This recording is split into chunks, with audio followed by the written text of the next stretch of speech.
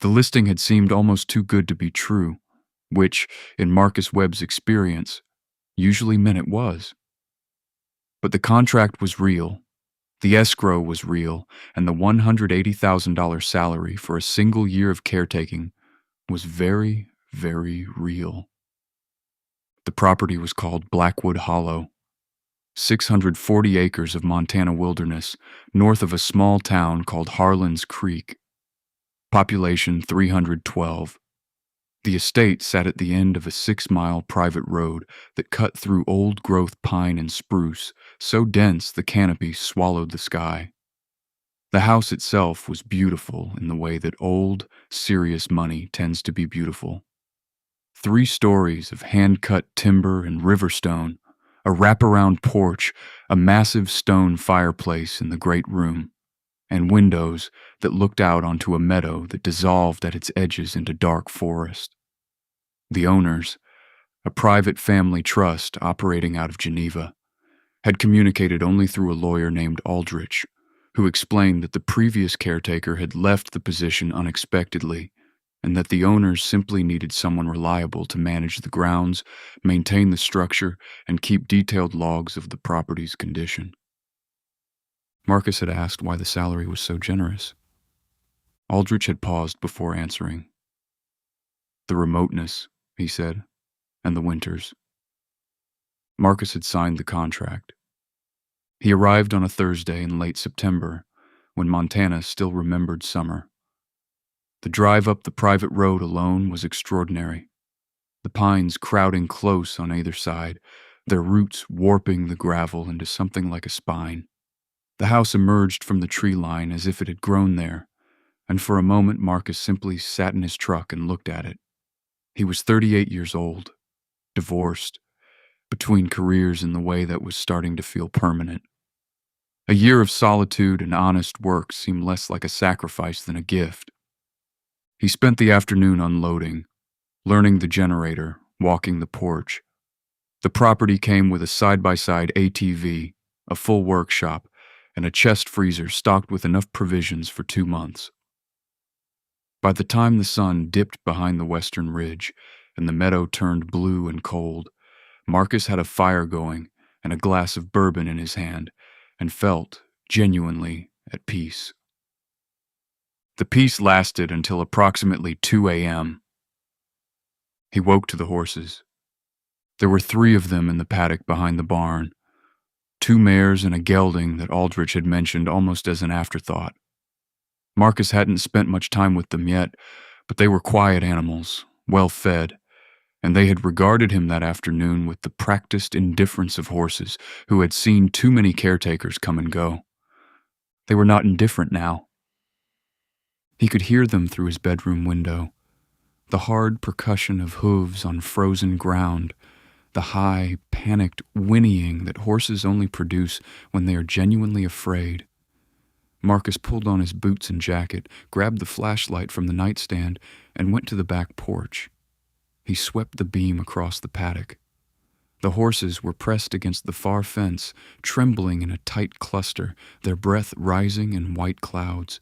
The gelding kept turning its head toward the tree line at the paddock's edge, the same patch of darkness over and over, with the mechanical repetition of an animal that cannot look away from something terrible. Marcus pointed the flashlight at the trees. Nothing. Just the dark geometry of trunks, the underbrush shifting slightly in a wind he couldn't feel from where he stood. But the horses would not stop looking at it. He stood on that porch for a long time. The temperature had dropped into the 20s, and eventually the cold sent him back inside, but he didn't sleep again. He lay in bed and listened to the forest, trying to identify the sounds the way he'd learned growing up in rural Idaho. Coyotes, owls, the occasional elk moving through brush. He knew those sounds. What he was hearing was different. Not a sound, exactly. More like the specific quality of silence that follows something very large moving through the trees, a silence that had weight and direction. He told himself it was probably a bear. He wrote it in his log the next morning.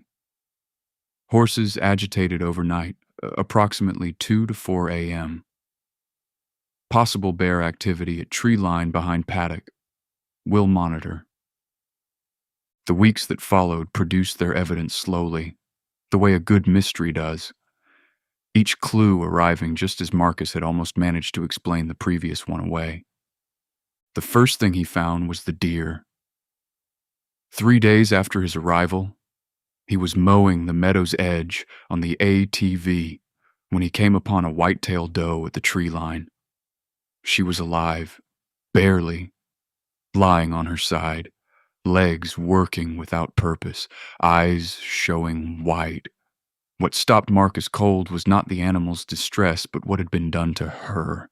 Something had opened her along the hindquarters with what looked like a single, catastrophic swipe, exposing the muscle beneath in neat, parallel lines. Not the ragged tearing of predator and prey, but something almost deliberate. Almost. He put her down with his .357 and stood over her for a long time in the cold morning air, trying to make himself believe a mountain lion had done this. He had seen mountain lion kills before. He decided not to think too hard about the comparison. He wrote it in the log. The second thing he found was the prints. After a night of light snow, he did a perimeter walk of the property and found tracks at the northern fence line that didn't match anything he could identify. They were large. He measured them at nearly 14 inches, and bipedal, or at least semi-bipedal, the stride impossible for something traveling on 4 legs. But the depth and spacing were wrong for any bear that walked upright. The feet were wide, the toe impressions deep and clawed. Whatever had made them had paused at the fence for some time. The snow around the post was packed and disturbed, and when Marcus looked at the fence post itself, he found deep gouges in the wood at a height of about 7 feet. He photographed everything and went back to the house and poured himself a bourbon before noon, which he had sworn he wouldn't do again. The third thing was the smell. It came and went over the following week, a deep, wet, organic stench, like standing water mixed with something charred, like a campfire that had been burning things that shouldn't be burned. It never lasted more than a few minutes, and it came from no consistent direction, as if the source was moving. The horses always knew before he did. They would begin their restless circling 5 or 10 minutes before the smell arrived, and they would not settle until it had gone. Marcus noticed that the birds knew too.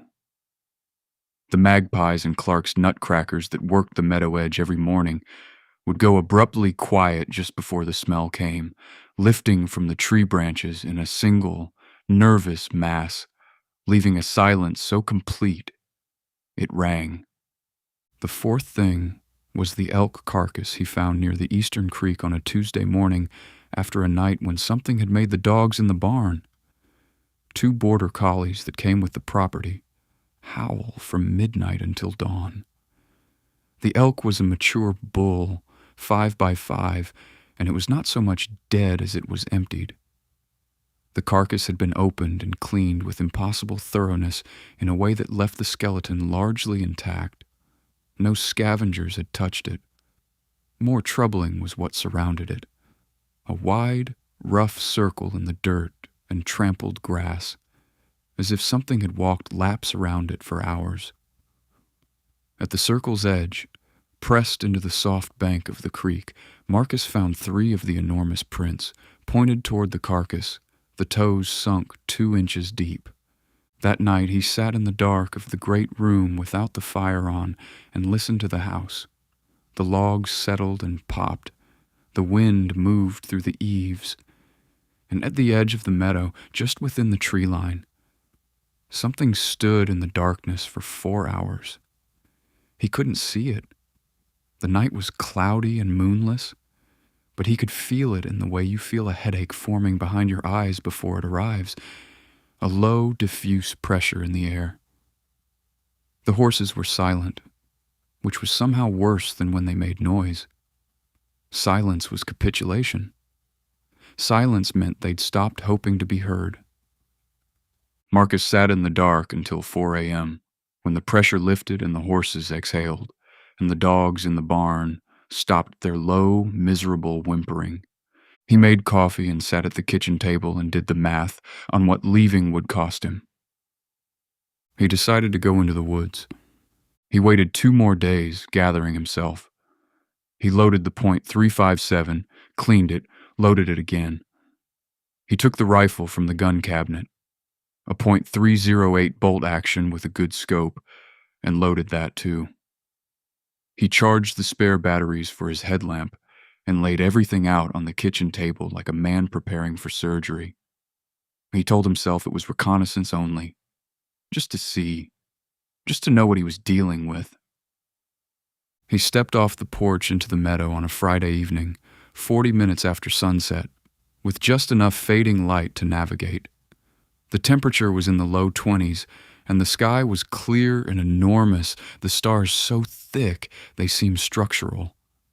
The meadow grass was silver and stiff with frost beneath his boots, and he crossed it quickly, wanting to reach the tree line before full dark, and then he was in the trees, and the starlight disappeared and he switched on his headlamp.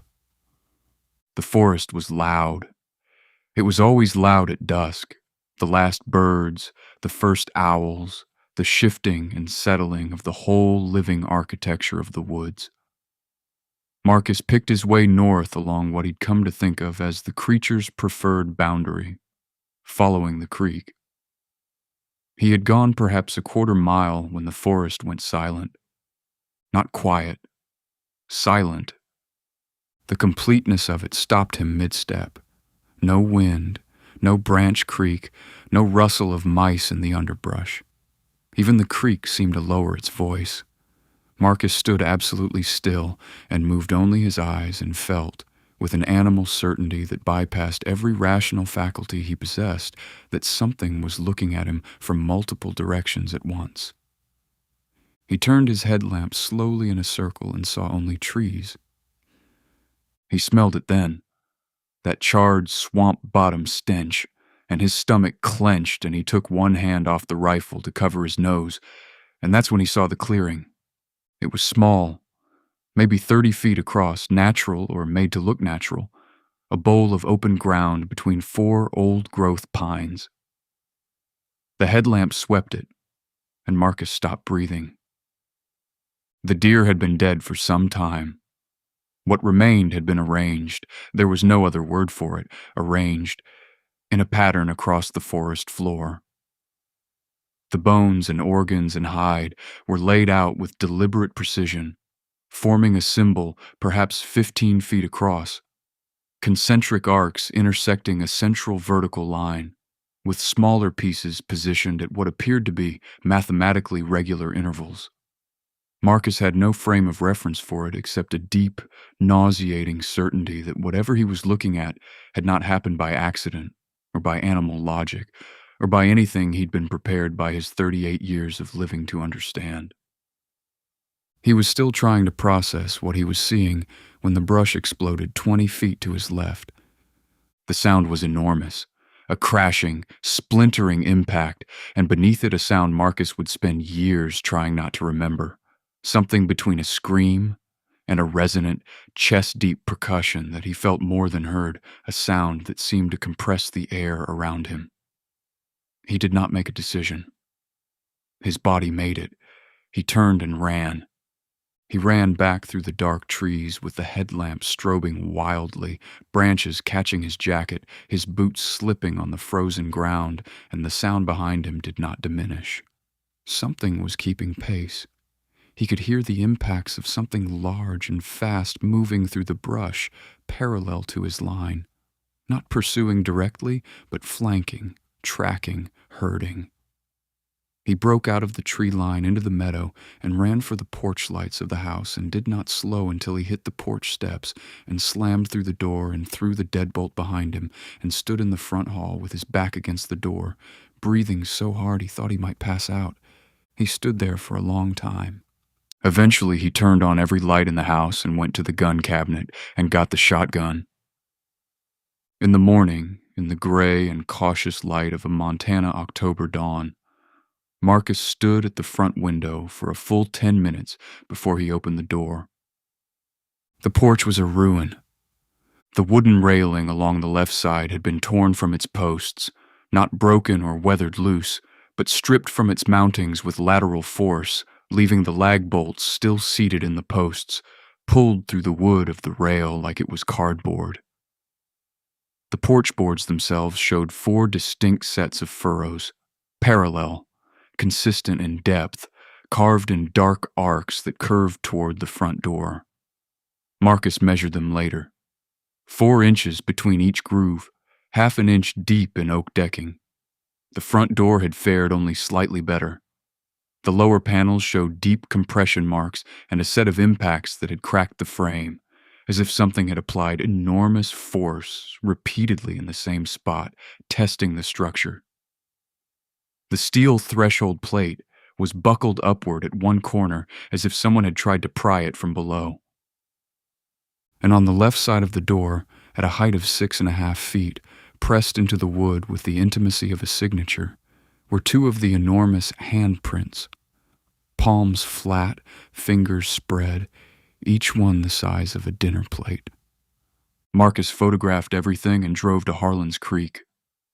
Harlan's Creek announced itself with a grain elevator and a bar called the Antler Room and a main street 4 blocks long. Marcus found the combination gun shop and sporting goods store, Briggs & Sons Hardware and Firearms, in the 2nd block, next to a barber shop that appeared to have been closed for a decade. The bell above the door produced a deputy behind the counter, who turned out to be Owen Briggs himself, 53 years old, with the wide hands and watchful eyes of a man who had spent most of his life paying attention to the outdoors. Marcus laid the photographs on the counter. Briggs looked at them for a long time without speaking. "Where'd you find these?" he said. It was not quite a question. "Blackwood Hollow, the Vasquez estate, out on Route 9. Something moved across Briggs's face. He collected the photographs and walked to the back of the store without a word, pushed through a door, and reappeared 30 seconds later with a woman Marcus hadn't noticed. A Crow woman in her 60s, with close-cropped silver hair and a beaded jacket, who introduced herself as Alma Three-Strike. She looked at the photographs not with surprise but with the particular exhaustion of someone who has been waiting for news they already knew was coming. "You're the new caretaker," she said. "I am." "How long you been hearing it at night?" "Since the first night." She nodded and handed the photographs back to Briggs and went to a stool at the shop's counter and sat down as if her legs had decided they were done. "The Vasquez family bought that land in 1987, she said. "Before that it was Hendrick's land, and before that it was federal, and before that—" She stopped. "The land was always wrong. The people of my mother's generation didn't go past the creek in the north, and they were specific about why. There are things that live in those hills that are not animals and are not spirits in any tradition I was raised to understand. They are something older. Something that was here before the land was settled, before it was named, before there were people here to fear them." "People call them Wendigo," Briggs said, leaning against the rifle rack, arms folded. "Alma's people have other names." "The name doesn't matter," Alma said. "What matters is that they are territorial, they are intelligent, and they are not solitary. If you have seen evidence of one, there are others. They do not travel alone." She looked at Marcus steadily. "The ones who built on that property always left. The caretakers, the family staff, they all left the same way, in the middle of the night without their things. You've lasted longer than most." Marcus asked the question he'd been holding since he'd walked through the door. "Can they be killed?" A long silence. "Yes," Alma said finally. "But not easily, not with ordinary expectation. You have to want it very badly and be very lucky and accept that you might not come back whole." "I'll take those odds," Marcus said. Briggs looked at him for a moment and then unfolded his arms. "I'll call the sheriff," he said. Sheriff Dale Pruitt was 60 years old and had been sheriff of Harlan's Creek for 19 of them, which meant he had heard the lore, filed the incident reports from Blackwood Hollow over the years, and done the mental calculus of a law enforcement officer in a small town.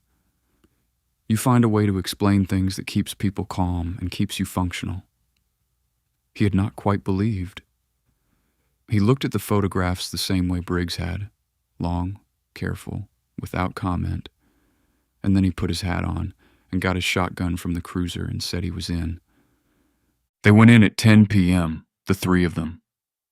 Marcus with his .308 and the .357 on his hip, Briggs with a heavy-barreled .45-70 lever action that he'd loaded with rounds he cast himself and declined to elaborate on, and Pruitt with a 12-gauge loaded alternately with slugs and buckshot.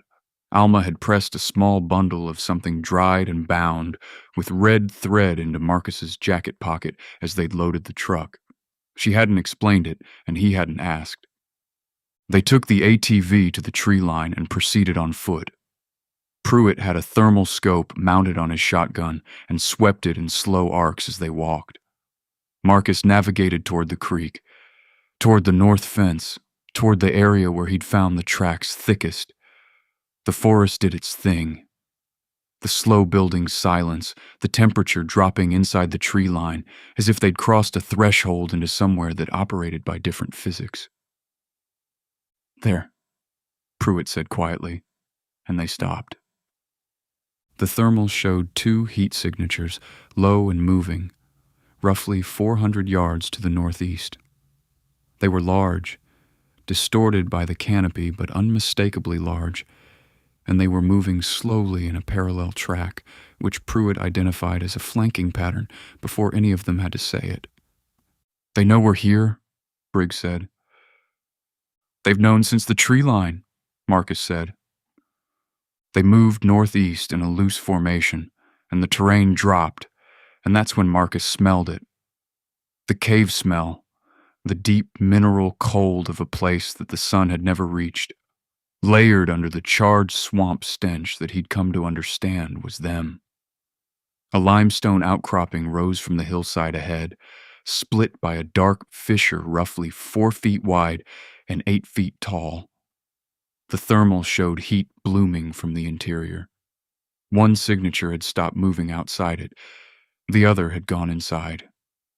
"How do you want to do this?" Pruitt said. Nobody had an answer to that before the thing inside came out. It came fast.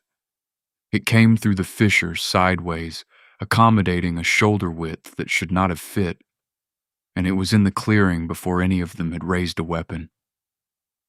Marcus saw it fully for the first and only time in that moment. Tall, impossibly thin, the proportions wrong in the way of a body that had been stretched beyond its natural architecture, limbs too long, joints bending the wrong directions, the face a pale, flat oval that caught the headlamp light and threw nothing back. It moved like water moving uphill. It went directly for Pruitt. The sheriff got the shotgun up, but the first slug went wide and then the thing was on him, and the sound of that impact was terrible, and Marcus and Briggs were both firing, the .45-70 cracking enormous and flat in the night air, Marcus working the bolt and firing, and the creature turned toward them. It had been hit. It registered hits differently than anything Marcus had ever shot. No flinch, no stumble. Only a slight slowing, a slight turning of attention, as if the bullets were information rather than injury. Briggs hit it twice more in the chest, and it went down on one knee, and that was when the second one hit Marcus from behind. He landed 6 feet away, face first in the frozen ground, and rolled and got the .357 up, and it was Briggs who fired the .45-70 one more time, point blank, and the second creature made a sound that Marcus would hear in his sleep for years, a long, descending resonance, almost melodic. And then it went still. The first one was gone. Pruitt was on the ground, alive, conscious even, cursing in a low, continuous stream, but his right arm had been wrenched at an angle arms. Don't survive unbroken, and there was blood at his collar from something Marcus didn't look at too long. Briggs got him upright, and Marcus covered their withdrawal, walking backward, watching the dark.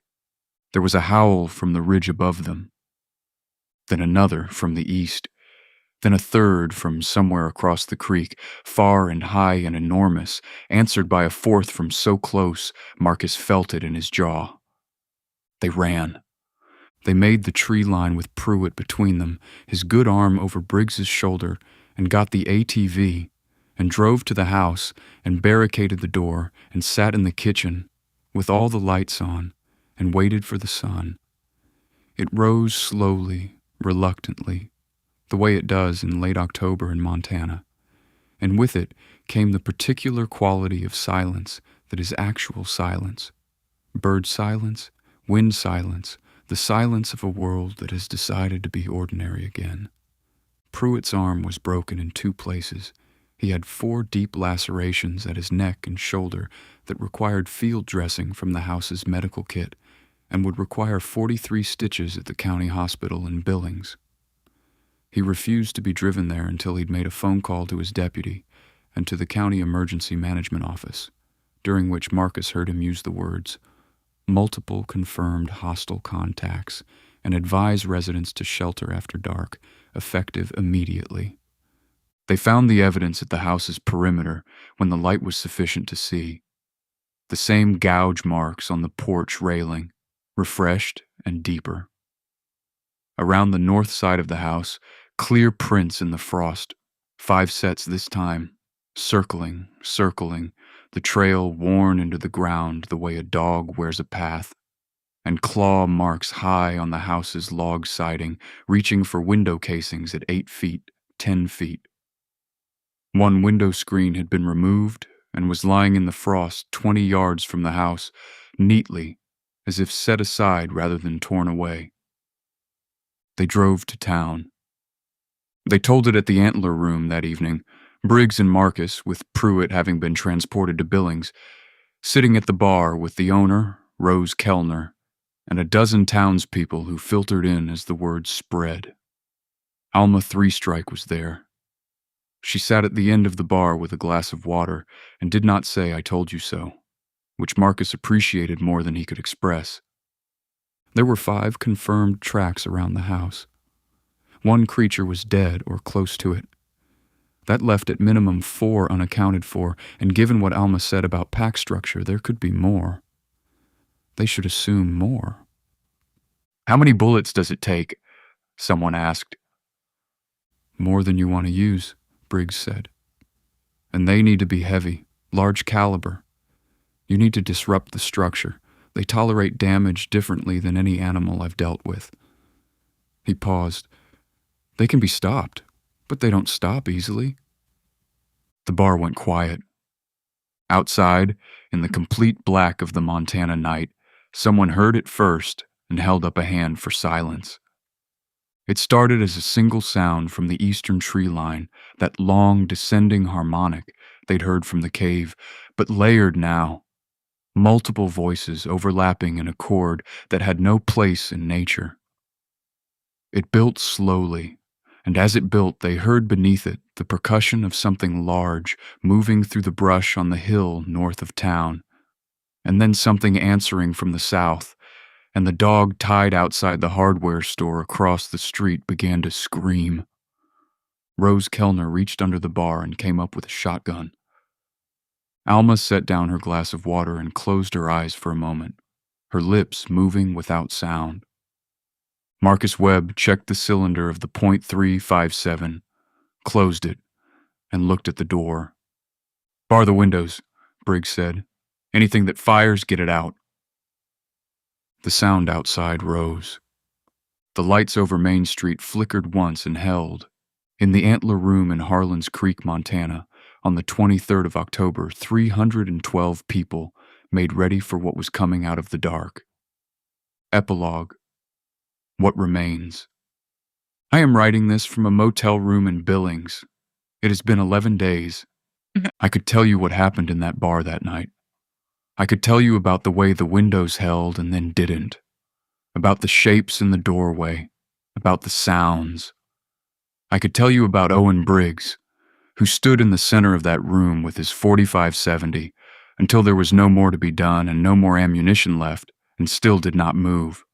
I could tell you about Alma 3 Strike, who did something near the end that I cannot explain and will not try to explain, and what she said into the dark in a language I don't speak, and the way the creatures paused and regarded her with something that was not exactly hesitation, but was at least a kind of recognition.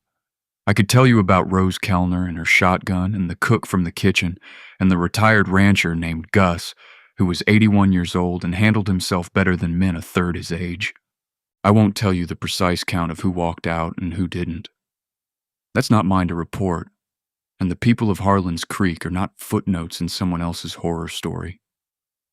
They deserve better than that.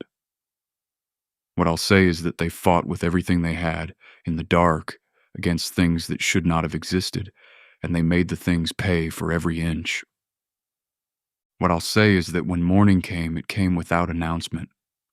Just a slow graying at the eastern windows, and the sounds outside had stopped, and we stood in the wreckage of the antler room and breathed. I drove east as the sun cleared the ridge. I looked in my rearview mirror at Harlan's Creek as long as I could. The main street, the grain elevator, the mountain rising behind it, forested and enormous and old. I have thought about what Alma said in one of our quieter moments before everything got loud. She said the land itself is not evil. That's a distinction that matters, apparently, to those who understand these things better than I do. She said the creatures are a consequence, not a cause. Something was done to that land, long ago, that created an imbalance, and the creatures are what imbalance produces when it has enough time and enough isolation and enough darkness. I think about the symbol in the clearing, built from bones in the frozen dirt. I think about whatever intelligence designed it and for whom. The property on Route 9 is still listed in the county register. The house is still standing, as far as I know. The mountains don't care what happened there. I left my log on the kitchen table. All 6 weeks of it, every observation, every photograph, every morning's accounting of what the night had done. I left it for whoever comes next. I hope no one does. I hope whoever holds the deed to Blackwood Hollow eventually understands that there are pieces of this world that should not be bought and sold and managed, that some land is not property but consequence, and that the price of ignoring that is paid in ways no contract can anticipate. My name is Marcus Webb. I was the caretaker. There is nothing left to take care of.